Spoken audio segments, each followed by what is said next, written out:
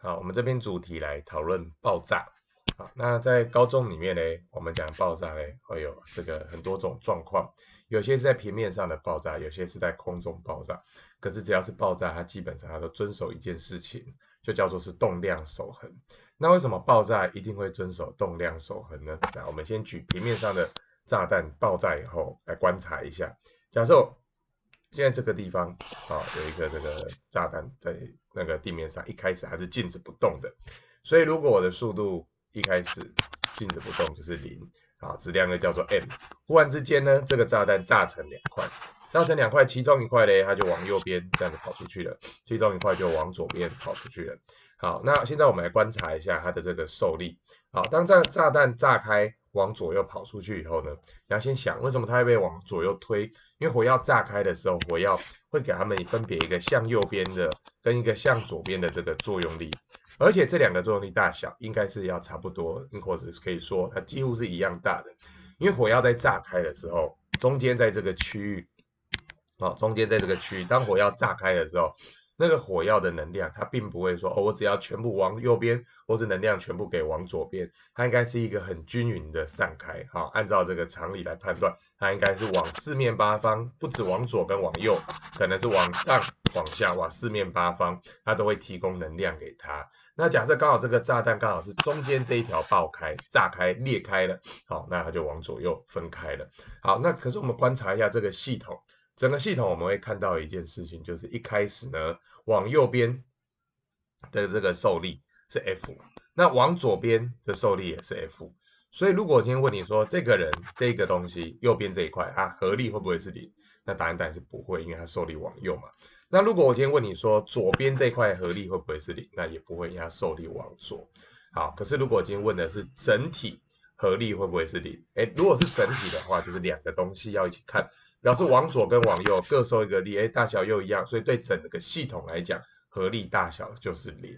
好，那在动量守恒的观念里面呢，如果整个系统合力是零的时候，那当然它就会动量守恒。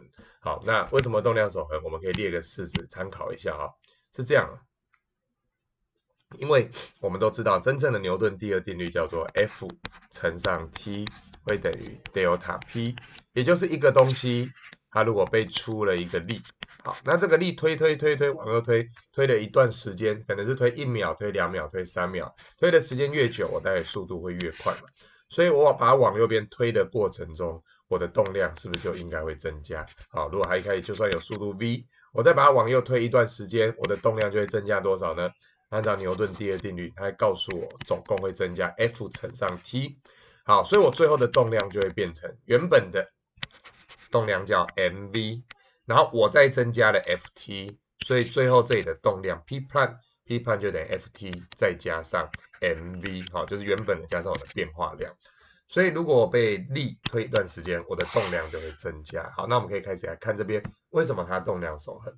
你可以看出来一开始的原本一开始整个炸弹没有在动，所以一开始整个动量是零。可是当炸开以后，其中一块往右，其中一块往左。好，那我们先看往右边这一块。往右边这一块，它现在我们画图是从这个地方走到这个地方。好，那它往右走的时间，好，往右边经过的时间，假设是 t 秒。所以呢，这一块炸弹呢，它就被火药往右边推到这个地方来。假设总共推了 t 秒钟。所以右边这个炸弹虽然它本来不动，动量是零，可是右边的那一块，它的动量最后动量是多少？它的最后动量就是原本的动量零，再加上我增加的动量，增加动量不就是 F 乘 T 吗？好，因为力作用了 T 秒钟嘛。好，那再来，如果是左边那一块呢？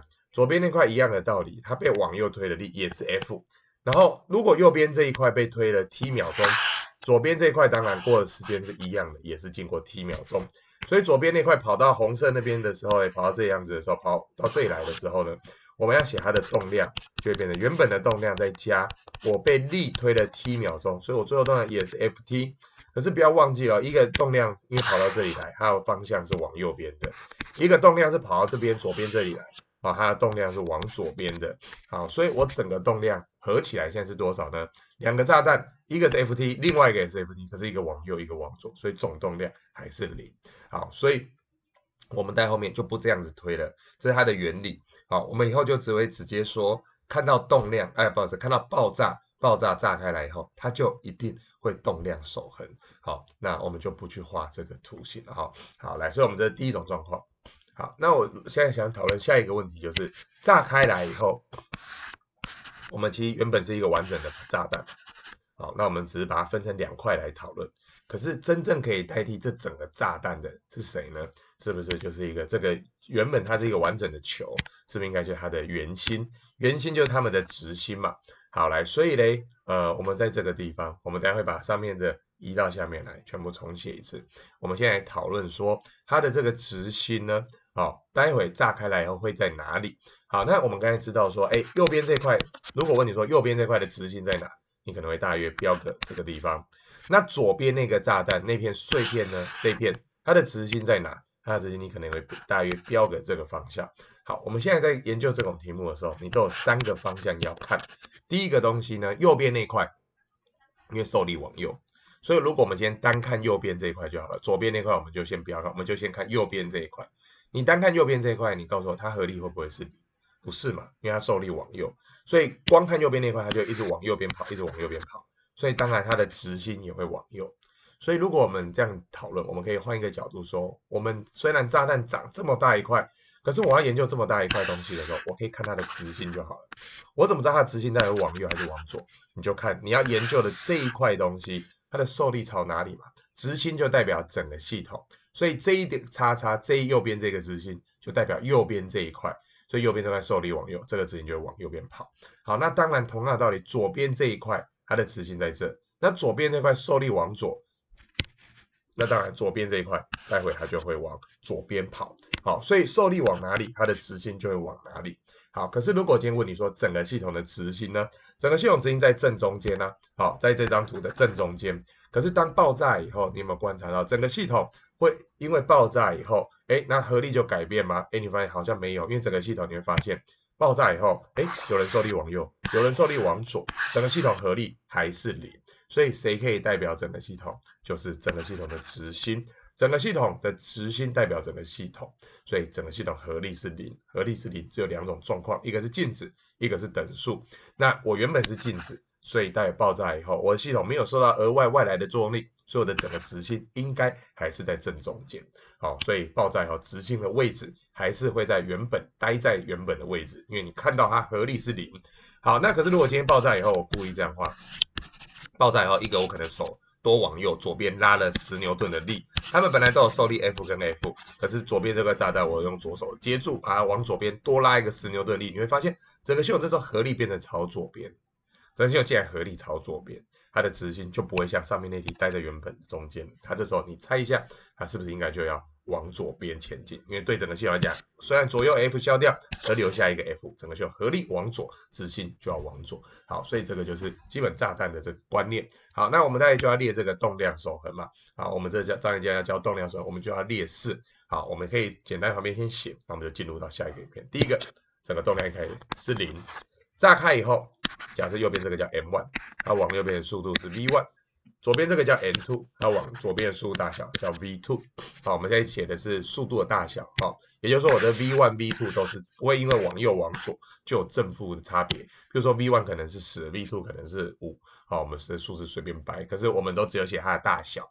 好，方向我们大概用正负写在外面，把它考虑进去。那我们直接写一次啊。